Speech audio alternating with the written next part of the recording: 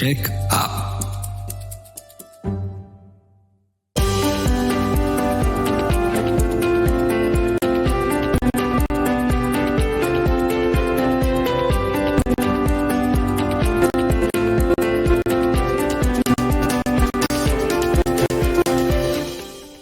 أهلا بكم، حلقة جديدة، يوم جديد وتشيك أب مع حنان مسلم.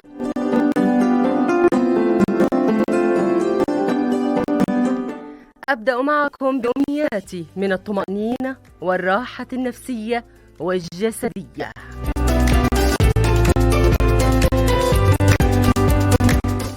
في برنامج تشيك أب مساحة حرة لك كي تطمئن فيها على صحتك، ليست فقط الجسدية ولكن أيضا النفسية.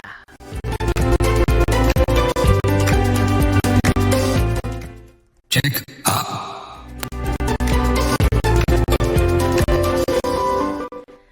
في هذه الحلقة ألقي الضوء على مع قدوم الشتاء تتعدد أسباب الكحة، ولكن القاسم المشترك هو التعب والإعياء بسبب شدة السعال.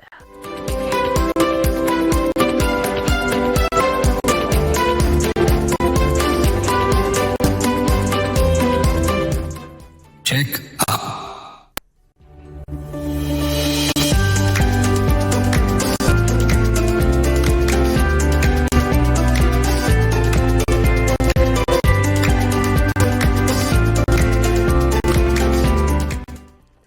أهلا بكم يا من تتابعني على موجات العربية FM أو تتابعني الآن صوتا وصورة على المنصة الرسمية للعربية FM على يوتيوب. أهلا بكم جميعا، وكيف الأحوال والصحة تحديدا؟ نحن نعيش في فصل الشتاء، والشتاء له أمارات وعلامات كثيرة، من بينها الإحساس بالبرد كإحساس أنني أشعر ببرودة الجو، أو الإحساس بالبرد هو الإصابة بالبرد، الإصابة بالإنفلونزا، الإصابة لا قدر الله بالتهابات الحلق والشعب الهوائية، الإصابة لا قدر الله أيضا بالالتهاب الرئوي. ولكن هناك قاسم مشترك تقريبا بين كل ما قلته وبين حلقة اليوم وما بين فصل الشتاء كذلك، ألا وهي الكحة، السعال الذي دوما ما نشتكي منه ونشعر بأن صدرنا يعلن تمرده على ما نحن فيه من كثرة السعال والإعياء بسبب الكحة أو السعال. هناك منا من يظل طيلة الشتاء لديه أعراض من السعال، وهناك من يصاب بنزلة برد من المفترض أن تكون خفيفة لطيفة سريعة، ولكن الأنفلونزا تذهب والسعال يبقى كما هو لأسابيع. ترى ماذا يحدث؟ حلقة اليوم نطمئن فيها على السعال أو الكحة، وتحديدا في فصل الشتاء.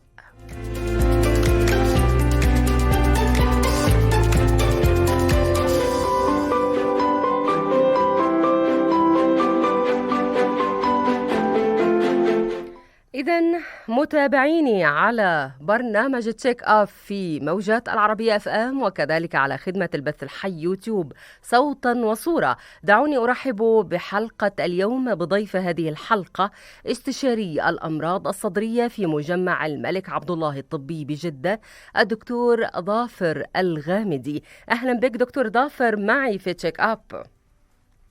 السلام عليكم. أهلا. وعليكم السلام، أهلا وسهلا. الحمد لله. وكيف حال حضرتك دكتور ظافر؟ الحمد لله، الله يسلمك. الحمد لله. يا دكتور ظافر، دعنا نبدأ أسئلة هذه الحلقة. دعنا نبدأ من المربع رقم 1، الكحة. عندما مثلا هذا الصوت التالي الذي سأصدره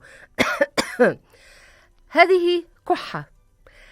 أريد منك المربع رقم 1 أن تعرفني ما هذا الصوت، ما معناه جسديا وطبيا. طبعا الكحة بشكل عام هي يعني هي عملية فسيولوجية صحية طبيعية جدا يقوم بها الإنسان باستخدام عضلات الصدر بعضلات البطن. يستخدم فيها شهيق عميق، بيكون فيه بعدها زفير قوي بعد ما يكون فيه ضغط رئوي، بيعمل في هذا الضغط الرئوي قوة هوائية في الشعب الهوائية الداخلية، بتفرز كل ما في مجرى الهواء أو معه في الشوائب من ميكروبات أو إفرازات زائدة، يعمل لها تنظيف للمجرى. هي عملية فسيولوجية صحية يقوم بها الإنسان بشكل يومي طبيعية عشان تنظف البلغم أو البقايا في الحلق وتنظيف المجرى الهواء. وبالتالي هذه العملية الفسيولوجية هي لها فائدة، أي أن الوجع الذي نشعر به مع الكحة أو السعال ليس له فائدة، بل له فائدة فعلية للجسم. صحيح، فهو الكحة مفيدة جدا لأنه بقايا الشوائب والميكروبات في مجرى الهواء تعيق النفس وتزيد الالتهابات الهوائية. ربنا رزقنا بهذه يعني العملية هذه اللي بتصير بشكل يومي، بتنظف المجرى الهواء وتعقمه وبتعمل تنظيف للمجرى داخليا، وبتفرز تعمل إخراج كل الشوائب من الشعب الهوائية ومن الحركات الهوائية. دعني أسألك السؤال بشكل معاكس، ماذا لو هذه الإفرازات التي تتحدث عنها كتمت داخل أجسادنا وتحديدا الجهاز التنفسي ولا توجد كحة، ماذا سيحدث؟ بقائها بشكل كامل يعني في الجسم يعطيها مكان، يعني بيئة مناسبة خاصة للبكتيريا بتعيش عليها.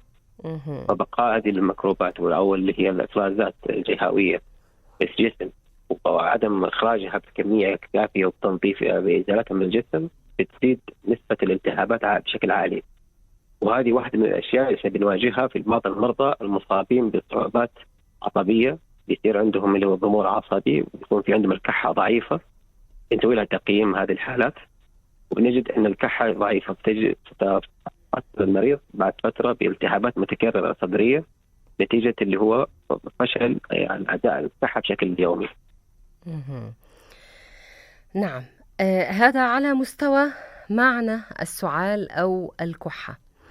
وبالتالي ما فهمت منك دكتور ظافر بأن الكحة كما لو كانت رد فعل طبيعي من الجسد الإنساني للتخلص من مواد تهيج المجاري الهوائية في الجهاز التنفسي. هذا ما فهمته. وبالتالي بناء عليه رد الفعل الطبيعي هذا من الجسم للتخلص من هذه الإفرازات أو هذه المواد هل يختلف سببه باختلاف السبب الأساسي الذي أتت منه الكحة؟ وهو خلال طبعا الإنسان يمر في مراحل في حياته، واحد من الظروف، ولما يكون يقابل يعني تبدأ عنده أعراض زي الإنفلونزا بشكل ثاني. أول تبدأ عنده أعراض الإنفلونزا بالتهابات جيوب أنفية في الجيب العلوي، ثم تنتقل إلى الفيروسات أو الالتهابات إلى الحلق، تزيد إفرازات الحلق بتزيد إفرازات الحلق، وهذه تعتبر مهيج للكحة بحد ذاته. مجرد أنها تصل إلى الشعب الهوائية تزيد إفرازات الشعب الهوائية، والإفرازات هذه لما تكثر تزيد الكحة عشان تحاول تنظف مجرى الهواء. طبعا في هذه اللحظة عشان الكمية بشكل يعني كمية عالية، فبتبدأ الكحة تصير بشكل متكرر طوال اليوم، وبيبدأ المريض بيحس بانزعاج. طبعا الكحة زي ما قلنا هي عملية فسيولوجية صحية، ولكن لما يكون في محفز يحفز الكحة في حين عدم وجود الشوائب في الهواء أو في الشعب الهوائية، تعتبر الآن تحولت من عملية فسيولوجية صحية إلى مجهدة ومزعجة للمريض، لأنه بتهيج الصدر بشكل متكرر، في حين لما يكح في بعض المرضى زي أمراض الربو يكون عنده تحسس ولكن الشعب الهوائية نظيفة، فبيصير عنده مضاعفات اللي هي استمرارية الكحة. فهو لكل يعني في أسباب كثيرة للكحة اللي بتكون بزيادة عن الطبيعي، وكل سبب من الأسباب اللي هو شكل من الأشكال مختلف الأعراض الصحية. ممكن نتكلم فيها إذا كان في مجال بعدين. يعني دعنا الآن نسلط الضوء على السبب الأكثر شهرة للكحة أو الذي يشتكي منه الناس كثيرا في الشتاء، وهي الإصابة بالتهابات الشعب الهوائية. هذه تسبب كحة. لماذا؟ الشعب الهوائية زي ما قلنا اللي هي الفيروسات، سواء كانت انفلونزا او كل انواع الفيروسات اللي هي تسوي تهيجات الشعب الهوائية باشكالها، تسوي التهيج في جزئين منها. جزء منها اللي يسوي التهاب بس عن طريق الانف والسيلان الانفي، ويبدا السيلان الانفي بالاستمرار، وهذا بيسوي زي نوع من انواع التقطير على الحلق، يسمونه زي ما يتسمى تهيج في الجيب الانفي السفلي، ويبدا يصير فيه زي التقطير. التقطير هذا لما يصير فيه افرازات على الحلق وعلى الاحبال الصوتيه، يبدا المريض بالكحه بشكل متكرر. هذا يعتبر محفز بحد ذاته للكحه. بعض المرضى بتنزل زي ما قلنا بتنزل للشعب الهوائيه، وبتصير في الشعب الهوائيه افرازات زياده، ومعها التهابات شعب هوائيه. طبعا وجود الفيروس بيصير فيه تهيج في الشعب الهوائيه، ويبدا فيه اعراض الكحه بالاستمرار. طبعا فتره الانفلونزا المفترض ما تزيد عن يعني 4 أسابيع، يعني من اسبوعين الى 4 أسابيع كاعراض انفلونزا مصاحبه معها كحه والتهابات شعب. بعد اختفاء الفيروس او انتهاء حياته في الانسان، تبدا بعض الاعراض لبعض المرضى وليس الجميع استمراريه الكحه لمده يمكن تصل الى 3 أشهر. وهذه الاعراض احنا نسميها ما بعد الفيروس، اللي هو تحسس رئوي ما بعد الفيروس. سنتطرق إلى مسألة الكحة التي تظل بالأشهر، ولكن في فقرة أخرى داخل البرنامج. هنا دكتور ظافر، في حقيقة الأمر هذه حلقة تشيك أب اليوم عن السعال هي بناء على طلب العديد من الناس، سواء على الصفحة الرسمية للعربية FM على يوتيوب، وكذلك على صفحتي أنا الشخصية حتى على تيك توك. الناس طلبوا ذلك بعد حلقة تطرقنا فيها للالتهاب الرئوي. وبما أنه الناس هم من طلبوا هذه الحلقة، دعنا الآن نذهب إلى أصوات الناس في عدد من العواصم العربية. تحدثنا معهم وطلبنا منهم لو عندهم أي أسئلة حائرة بخصوص السعال. دعنا نستمع أولا إلى العاصمة العراقية بغداد. ترى ماذا قال بعض من أهل بغداد عن السعال؟ والله صار عندي سعال، وهاي الإنفلونزا دائما اللي صاحبها السعال، بس أكثر مرة صارت وياي بوقت الكورونا. لما صارت أزمة كورونا وقتها كان يعني سعال مزعج، وكان ذاك الوقت أكيد بسبب كورونا. ولكن غالبا السعال يجيني دائما أيام الشتاء، أيام البرد، بسبب نزلات البرد. وبصراحة يعني أنا بالنسبة لي عاجة أبتعد عن الأدوية، يعني إذا ما يكون شيء كلش ضروري، عاجب الأشياء الدافئة واستخدام بعض الشاي الأخضر، وهاي الأمور تكون هي مناسبة جدا. القحة لما أنا ما انتبه لنفسي هو أكثر من اللازم، وتظل قحة وياي وأطلع وأخذ هواء بارد، هذا الشيء يقوم يتطور عندي، يقوم تصير القحة يعني من الصدر، ويقوم تصير مؤذية. فذاك الوقت يعني لازم واحد يهتم بنفسه، يبقى ببيته، يعني يعالج نفسه، يلا يكون زين. لما يكون السعال مستمر ما يخليك تحكي بصوت عالي، تعرف نفسك انه انت صار حشرجة بالصدر، وهاي الصوت من اثناء هاي معناتها انت لا وصلت للمرحله انه لازم تنتبه لنفسك، تروح للطبيب، تاخذ علاج. بسم الله الرحمن الرحيم. طبعا اصبت بالسعال، ماكو عراق اليوم بهذا الجو هذا ما يصير السعال، ولكنه العلاج يكون دائما احنا بنصير بنا سعال الشراب الموجود، وايضا الابر نستخدم الابر به، والحمد لله باذن الله نطيب. بس يستمر السعال، يعني يستمر عندنا 3 أيام 4 أيام 5 أيام، هذا السعال الشديد يعني به. ولكن قحاتك تصير بالمره الجقاير مالتنا يصير قحات يعني عاديه، بس لكن السعال لا يختلف. والله استاذ هي يعني احنا نقول لك اياها، تصير القحه هي موجوده، قلت لك اياها من وراء السجائر، يعني دائما نقح بيها، بس هي ضايق الصدر يعني تماما بيها، يعني تصير مضايقات بيها من وراء السجائر. ولا القحه الاعتياديه لا ماكو، بس فقط من وراء السجائر. هو كل السعال استاذنا العزيز، كل السعال لازم انه تستشير دكتور. واكو اريد انبه لشغله معينه، اكو ناس يصير بيها سعال تروح للصيدلية أو من كيف تأخذ شراب، هذا خطأ. لازم يراجع له دكتور يشوف السعال شنو تأثيره، هذا شنو سببه. اكو سعال قاتل، احتمال انه يسبب لك تدرن، يسبب غير شيء، يسبب الامور الاخرى.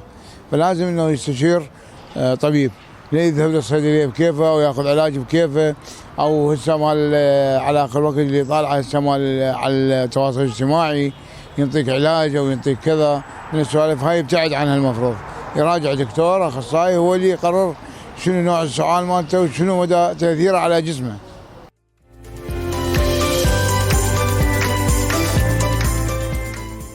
Check up.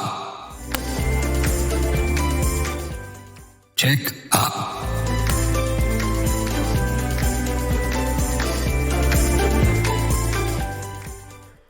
ها قد عدنا دكتور ظافر ومتابعي تشيك اب على موجات العربية اف ام وعلى خدمة البث الحي يوتيوب صوتا وصورة.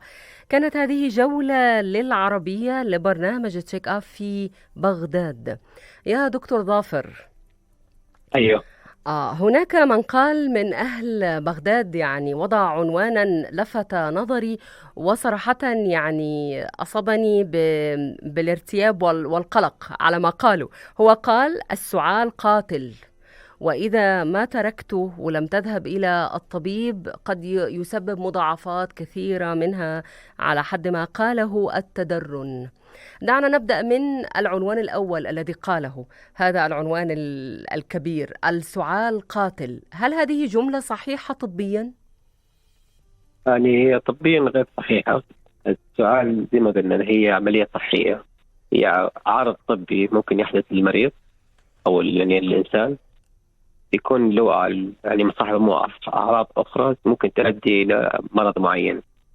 وهو السعال عارض طبي يكون بينشأ وجود علة أو حالة صحية في المريض يحتاج لها يعني علاج، أو بس إنه الشفاء والاختفاء المرض نفسه زي الحالات الفيروسية. وبالتالي الكحة أو السعال ليس في حد ذاتها مرض، هي عرض لمرض، عارض لمرض معين. أيضا من بين ما قيل على لسان أهل بغداد أنه في ناس عندما تنصاب بالسعال تذهب للصيدلية وتأتي من الصيدلية بأي دواء يهدئ من السعال. هل هذا صحيح يا دكتور؟ هو في بعض الأحيان بتصير الكحة لما تصير بشكل يعني شرسة أو بشكل كثير بشكل يومي، ويبدأ المريض ينزعج ويبدأ تصير مع بعض الحالات اللي هي الكحة الغير مريحة حتى في الحديث في الأكل. فإن بعض الأحيان نحتاج نعطي مهدئات للكحة تخفيفها، بس دائما ننصح إنه استخدام هذه المهدئات في حالات معينة وليس كل الحالات. أفضل دائما يكون استخدام اللي هي يعني العلاجات اللي تحتاج العلاج المسبب للكحة للشفاء من الكحة. المهدئات اللي نستخدمها بعض الأحيان بس لتخفيف أعراض الكحة. لبعض المرضى بيصير مرحلة شديدة جدا، بيصير عنده صعوبة في الحديث في الكلام، وبيصير ما حتى أداء وظائفه الحيوية في اليوم نفسه. ولكن في أحد ما شاء الله من الناس اللي تكلموا يعني راح شرح الكحة بشكل يعني بثقافة جيدة ممتازة وتوعية يعني شيء ممتاز إن نسمع هذا الشيء من المجتمع، عارفين يعني كيف يصفوا الكحة ومتى يذهب إلى الطبيب ومتى الكحة كيف يعالجها في البيت. لأنه يعني هذه هي الثقافة اللي نحن نحتاج نوصلها للمرضى أو المصابين بالكحة أو أعراض الكحة. إذن أنتهز فرصة وجودك وتوضح هذه النوعية من الجمل، وهي: متى يجب أن أذهب إلى الطبيب في حالة إحساسي بالكحة، ومتى يمكنني أن أعالج الكحة وأنا في البيت. فلنبدأ بالكحة التي في البيت باعتبارها الأكثر هدوءا. يعني مريض الكحة في البيت، إذا أهم حاجة من الأشياء المهمة جدا إن المريض يكون ما عنده أي مشاكل صحية سابقة، لأن هذا شيء مهم جدا نميز بينه وبين أي مريض آخر. ويكون مريض لا يوجد لديه أمراض صحية سابقة وبالذات أمراض رئوية. في نفس الوقت يكون الأعراض الكحة له هي أعراض اللي بعد الإنفلونزا، وهذه الأعراض اللي هي الخفيفة اللي فيروس الإنفلونزا بيصاب به، ويبدأ به الأعراض الخفيفة، سخونة خفيفة سيلان أنفي، كحة خفيفة مع شوية بلغم شفاف إلى أبيض، ويكون هذا الشيء بسيط يعني بيكون يعني مع مخففات الحرارة والمسكنة أو العلاجات اللي هي نفضل دائما المريض يستخدم اللي هي مرطبات هوائية دافئة، يكون في منطقة دافئة في البيت، يستخدم المشروبات التروية. هذه أهم الأشياء المهمة للمريض. وتقريبا هي مراحل شفائها حتكون سريعة في فترة قصيرة، يعني خلال 5 أيام 6 أيام تبدأ الأعراض تختفي وتبدأ تهدأ. طبعا متى نقول للمريض هذه مرحلة لم تتحسن؟ إذا الكحة بدأت تتحول من شكل فيروسي إلى شكل بكتيري، وهي تبدأ البلغم يزيد بكمية زيادة على الطبيعية. ما نلاحظ فيها اللي هي البلغم الأصفر أو ممكن يبدأ يتحول إلى أخضر أو إلى دم. هذه بعض الحالات يصير نتيجة التهاب شديد في الرئة أو في الشعب الهوائية، ويحتاج هنا زيارة الطبيب لإضافة بعض المضادات الحيوية. دائما احنا في العلاجات الفيروسية نتجنب العلاجات المضادات الحيوية. المضادات الحيوية تضاف في حال تطور الالتهاب إلى الجرثومي. في حالات طبعا اللي هي الكتمة الشديدة، هذه واحدة من الأشياء اللي ممكن تصاب المرضى، اللي هي صحيح أنها التهاب فيروسي ولكنه انتقل إلى الشعب الهوائية وإلى الحويصلات الهوائية، ويبدأ يتحول إلى ضيق في النفس وكتمة، يصبح المريض في عاجز عن النفس، يعني مصاحب مع الكحة. هذه واحدة من الأشياء لازم المريض يزور فيها الطبيب. يعني الأعراض اللي هي لما يصير طبعا الفيروس ممكن يبدأ كفيروس وبعدين يبدأ يسوي تهيج للصدر، والمريض يكون عنده يعني معلومات صحية سابقة إنه عنده الربو، فيبدأ يصير عنده حاجة نسميها تهيج صدري أو اللي هو هجمة ربوية، ويبدأ في أعراض الربو بالضيق النفس والكتمة والتهيج. وهذه كمان من الأشياء اللي تؤدي إلى زيارة الطبيب في المستشفى. نعم. طبعا الحالات المهمة اللي دائما الخطأ اللي هي نقلق فيها اللي هي السخونة المستمرة العالية فوق 40 درجة وما بتقل ما بتنزل حتى مع محطات الحرارة. الآلام في الصدر، لما يصير في المريض يصير عنده آلام في الصدر ووجع، ويكون سببه إنه يعني مع النفس لما يأخذ نفس تحس بأعراض الوجع. الدوخات، الإجهاد أو التعب العام اللي بيكون المريض واصل مرحلة في صعوبة في دكتور ظافر، إلى أي مدى ما سأقوله يعد صحيحا طبيا؟ هذا من ضمن الأشياء التي يتداولها الناس على مواقع التواصل الاجتماعي، فأرجو منك توضيح حقيقة ما سأقوله حالا، وهو أن توقيت حدوث السعال يشكل فارقا طبيا، بمعنى أن هناك من يسعلون أو يكحون في الليل فقط، وهناك من تنتابهم الكحة بعد الأكل أو أثناء الأكل، وهناك من تنتابهم الكحة أيضا خلال الرياضة. هل فعلا الكحة في كل سياق من هذه السياقات يختلف طبيا؟ صحيح.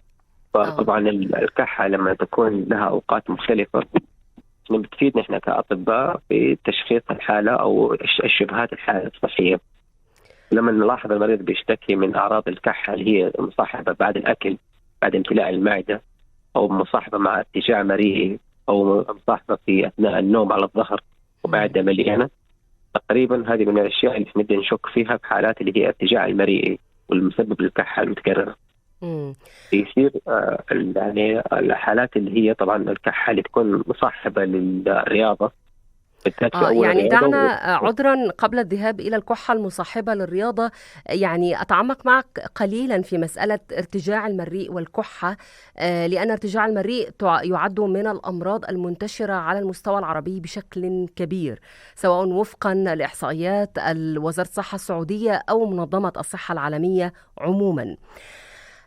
هنا الشعور بالكحة، يعني بمعنى مثلا أنا من بين المصابين بارتجاع المريء، لا أشعر بالكحة بالمعنى التي هي كذلك ليست كذلك، ولكن أشعر وكأن حلقي يريد أن يكح، يعني هناك رغبة في الكحة، هناك إقدام على الكحة، فهذا هو الكحة، هذه هي الكحة المرتبطة بارتجاع المريء. صحيح، لأن الارتجاع المريئي يعمل يعني تهيج للتجويف الأنفي أو الحلقي، والتهيج هذا هو المسبب للكحة، يعمل زي يعني بيحسس أو بيعمل زي تهيج للمنطقة الحبال الصوتية، ويبدأ المريض يكح لحالة يعني كردة فعل تنظيف المجرى وتجنب إنه يكون في بقايا في هذه المنطقة. فهذه تعتبر زي المحفزات. والارتجاع المريئي بيكون نتيجة إنه امتلاء المعدة أو ارتخاء عضلة المريء، فبيصير الارتجاع بيتكرر بشكل يومي ويتغير مع تغير الوضع للمريض اللي هو وبالتالي النوم. هناك تشخيص، يعني هذه تصنف كحة في حد ذاتها، أي طبيب صدري وأنف وأذن وحنجرة، أم تصنف باعتبارها ارتجاع مريء؟ بس إنه تقريبا يعني لابد من التأكد من خلو أي عارض صحي آخر، لأن الارتجاع المريء يشبه الأعراض اللي هي الربوية والأعراض اللي هي بعد الإنفلونزا، فهي قريبة من بعض في الوصف، كحة جافة تكون يعني متكررة خلال اليوم. بس بنلاقي نفسنا بنجد المريض إنه عنده أعراض معينة يبين لنا إنه عنده الكحة أثناء النوم أكثر، كحة بعد امتلاء المعدة، تكون مع الأكل. فهذه الأشياء كلها تكون خلينا نفكر أكثر بجهة اللي هي الارتجاع المريئي. طيب، والكحة المصاحبة لممارسة الرياضة أو الحركة أو المشي؟ طبعا الكحة المصاحبة للرياضة بشكل عام يعني بنجدها في الناس اللي يعني أكثر الناس اللي عندهم أعراض يعني بداية ربو أو أعراض ربوية بشكل عام، لأنه بيكون عنده اللي هي يعني في يعني مجرى الهواء بيكون عنده الشعب الهوية في تضيق هذا في أول الرياضة وبعد الرياضة، فبتبدأ أعراض الكحة تزيد معه. هذه الحالات لابد من زيارة الطبيب للتأكد من عدم وجود أعراض اللي هي الربوية، بالذات إذا كانت الكحة بتجيله في أوقات أخرى يعني تحفز مع العطور، مع الأدخنة، مع الغازات. إذا كانت هذه الأعراض كلها مشابهة لبعض فتكون هذه يعني تقريبا نوع من أنواع اللي هي الكحة الربوية. الكحة الربوية المتعلقة بالربو. إذن دكتور ظافر، دعني أدعوك مجددا أنت ومن يتابعون تشيك أب الآن على موجات العربية FM وعلى خدمة البث الحي صوتا وصورة يوتيوب إلى هذه الجولة للعربية في العاصمة الأردنية عمان. والله أنا يعني عندي بحب المي الباردة، صيف شتاء بحب المي الباردة، أتوقع هي السبب يعني، مش أي أمراض أخرى يعني. ببعد عن المي الباردة في هذاك اليوم. والله بحس إنه أنا حلقي مقلفن، اتعودت من وأنا صغير أشرب الشاي ساخن والماء بارد جدا وعليه ثلج كمان، فأنا بجوز أختلف عن بقية الآخرين. لا قدر الله إذا صار في مثلا مع القحة أشياء أخرى أو يعني التهاب الحلق وصار في دم أو إيش زي هيك بروح على الدكتور. يعني هلا غالبا بيكون أحيانا من الدخان لأني بدخن كتير، أحيانا لما أرجل من فترة لفترة. خلينا نحكي تغيرات الطقس، غالبا بشرب زهورات وأعشاب وببعد عن الأدوية بصراحة. هلا هي نوعا ما مزعجة لكن مش مؤلمة للأمانة، يعني تحتمل، لكن شوي سيئة من خلينا نحكي الشغلات اللي بتطلع من الصدر.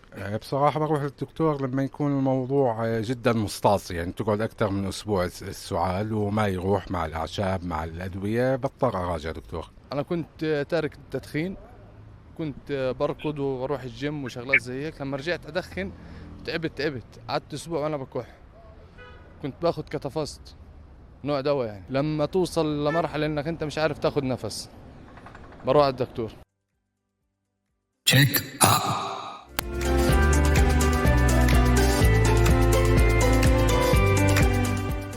تشيك اب.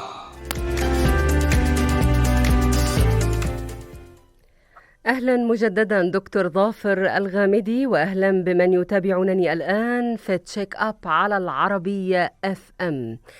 من بين ما تم الحديث عنه في جولة العربية لبرنامج تشيك أب في عمان يا دكتور ظافر، هو أحدهم قال إنه منذ صغره وهو تعود على أن يشرب الماء بارد جدا وكل شيء بارد جدا، أي ثلجي يميل إلى الثلج، أو في المتطرف الآخر هو يحب أن يشرب الشاي مثلا والأعشاب ساخنة جدا، فأشعر دوما بأن حلقه به أمر ما غير مريح، وهذا أرجعه إلى سبب وجود الكحة لديه.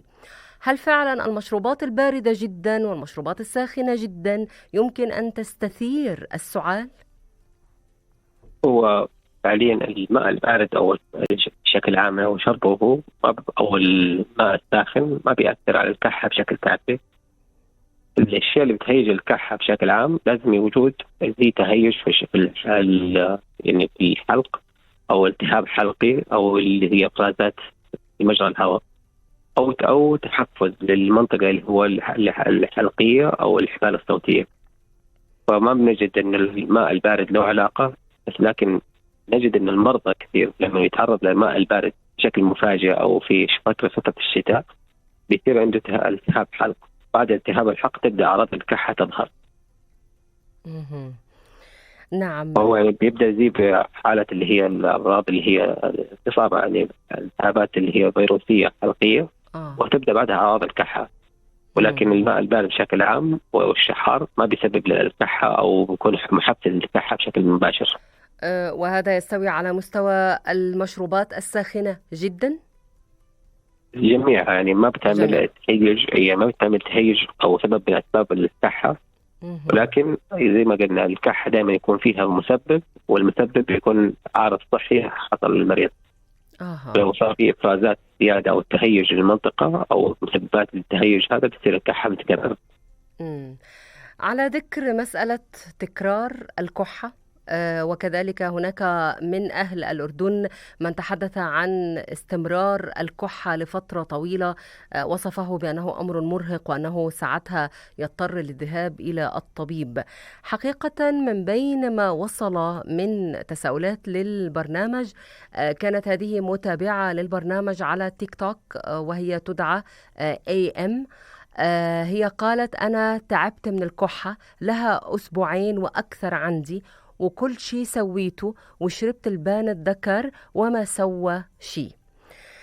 هنا أعتقد أن الحديث حان للحديث عن فكرة الكحة المستمرة التي تظل لفترة طويلة وتنهكنا وتسبب لنا الإحساس بالإعياء الشديد. لماذا الكحة قد تستمر إلى فترة طويلة؟ طبعا بيكون بعد الالتهابات الفيروسية لما شرحنا أولا أنه بيكون في التهاب فيروسي بسبب التهابات الشعب الهوائية، وينتهي الحال باستمرارية الكحة، ويكون هذا ما يسمى ما بعد الفيروس أو التهابات ما بعد الفيروس الشعب الهوائية.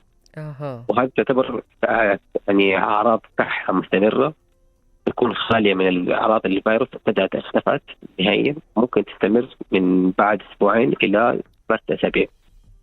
طبعا في هذه الحالات لأن الكحة الآن بدأت تتحول إلى مزعج بشكل مستمر وما تأثر على حياة الإنسان، فنبدأ نقول ننصح المرضى في هذه الحالات زيارة الطبيب لأخذ المشورة والتأكد من وعدم وجود يعني أسباب للكحة هذه غير اللي هي بعد الفيروس. قد نحتاج في هذه الحالات إلى بعض العلاجات اللي هي بخاخات صدرية تخفف أعراض الكحة لتجنب استمرارها وإلى زيادة الإعياء على المريض.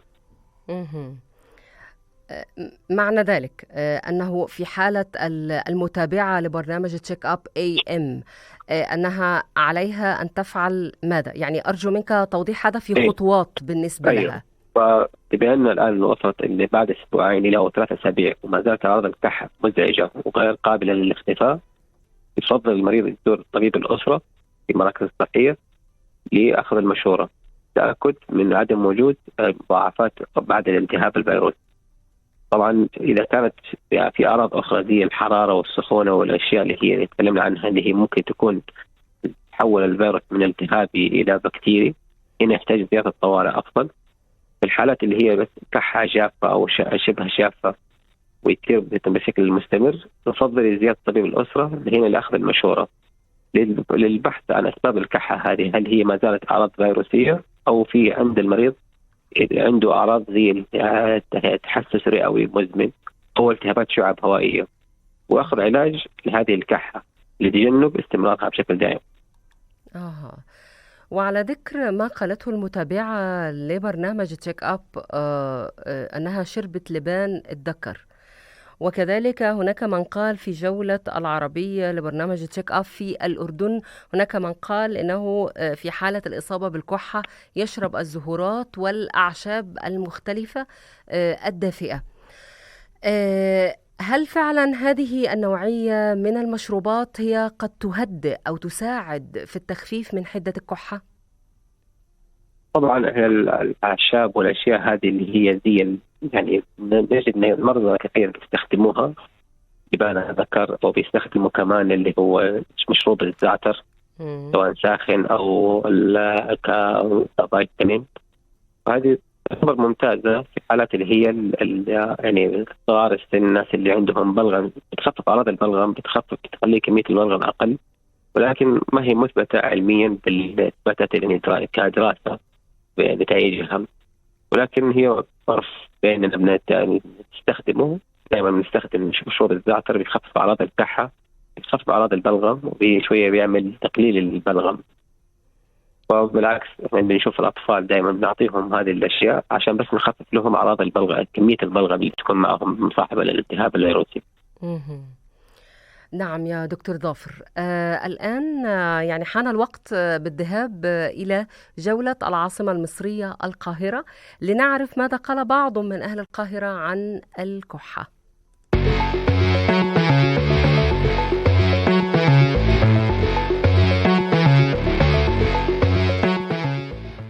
اكيد مين ما اصيبش بالسعال؟ لا كلنا اصبنا بالسعال طبعا. لو مثلا السبب في السعال دور برد، لا ما بيستمرش اكتر من 10 ايام.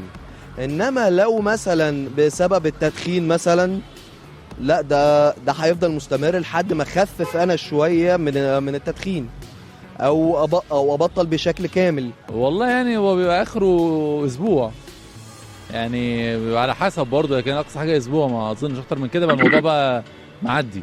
لا بخوف الناس مني، بس فتره كورونا كانوا بيخافوا، لكن كده تمام. يعني كان دكتور عادي بتاع البطنه بيديك هو الشراب اللي هو البسيط ده وخلاص، يعني بتروق مع الوقت. عالجته بالسوائل الدافيه، بالادويه. في ادويه كتير للسعال زي برينش كامب، زي اولفنت، زي الحاجات دي كلها كانت بتساعد. برضو الادويه دي فيها اعشاب وفيها مواد طبيعيه يعني. لا ما بيعطلش حياتي في حاجه، يعني بيضايقني في بعض الاحيان ان انا ما بقدرش اتكلم بصوره كويسه، لازم اكون اقعد اكح. لازم يبقى في طبيب يعالجك كويس، لان ده طبعا ممكن يأثر جدا على صدرك، يعني ممكن يجيلك حساسيه مزمنه في صدرك.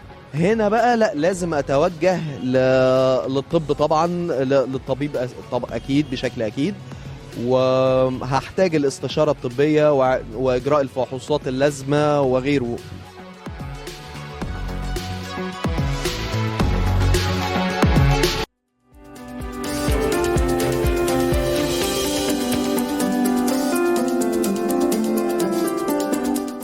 تشيك اب.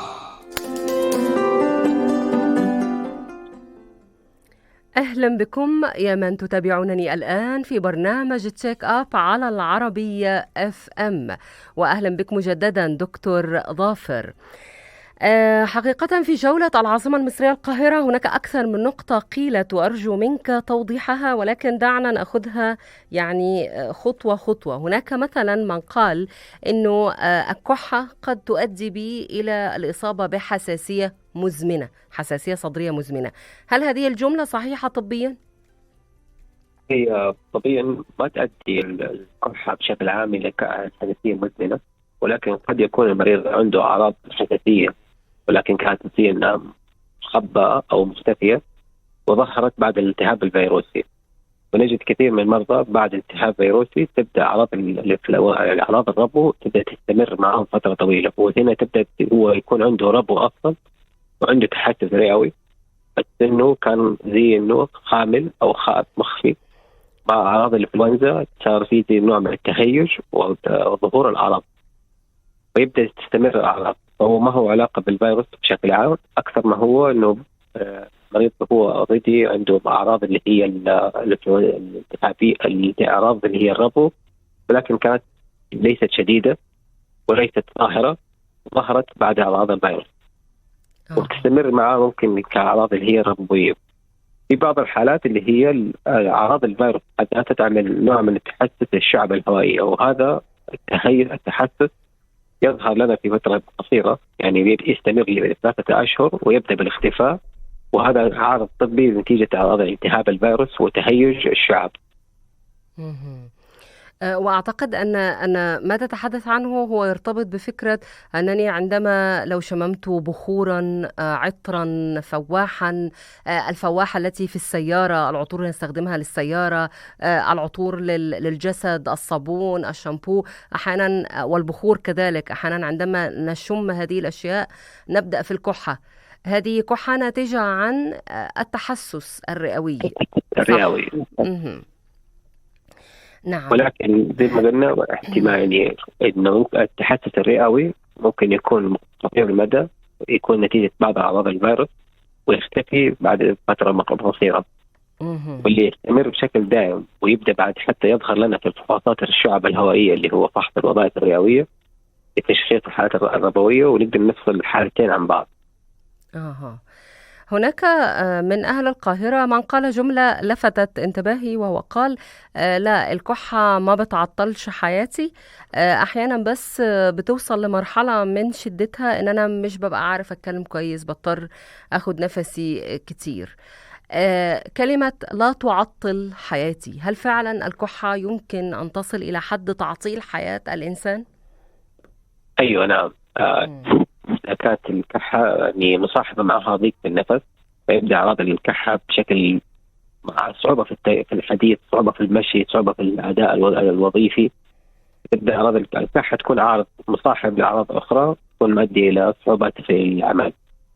الكحة إذا كانت مستمرة بشكل كثير تصير يعني تؤدي إلى يعني زي مرضى الربو، بالذات إذا كان عنده شديد الكحة شديدة تكون مصاحبة معها ضيق في النفس، فيكون عنده صعوبات في الحديث حتى إكمال جملة واحدة يكون عنده ما هو قادر عليها.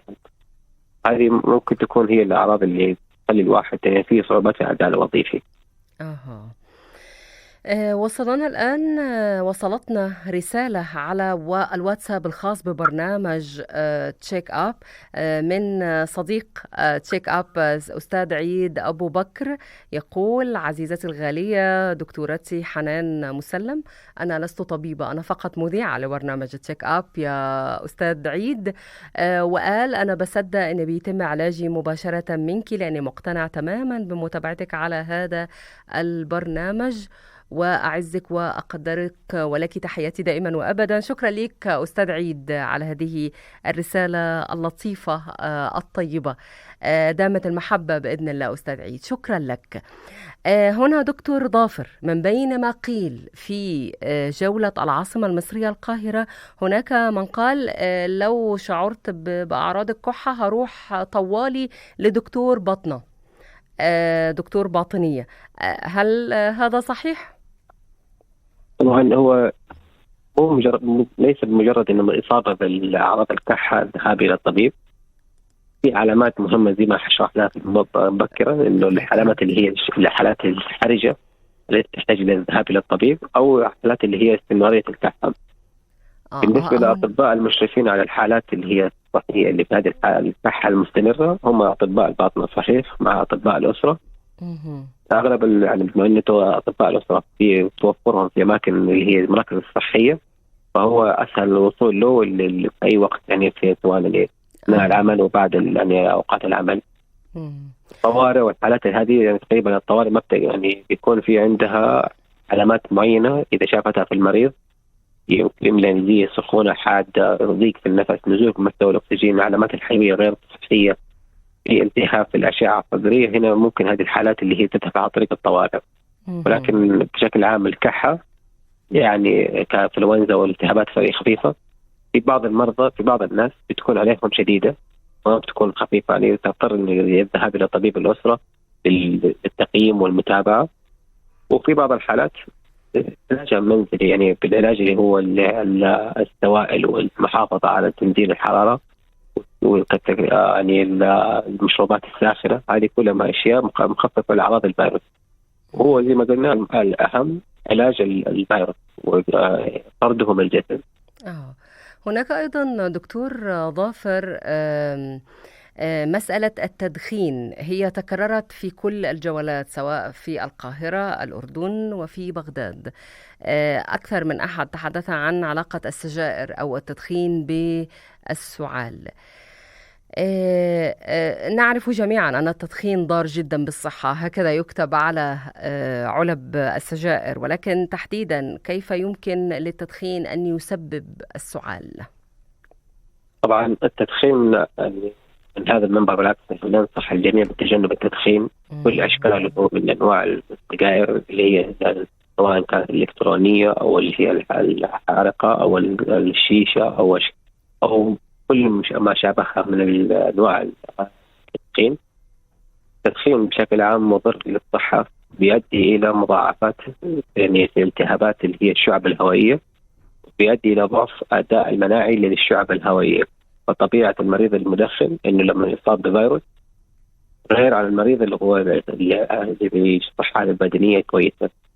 أعراض الفيروس الالتهابية للمدخن تكون شديدة، تكون فيها مضاعفات، قد تتحول بشكل سريع إلى بكتيريا لوجود كمية بلغم عالية، لأنه الشعب عنده اوريدي هي فيها مضاعفات، فيها ضعف في الأداء المناعي. فتبدأ في إفرازات مفرز كمية عالية من البلغم، وفي إفرازات اللي هي اللي بيكون فيها قلة في ردة الفعل وحماية الجدار اللي هو الشعب الهوائية.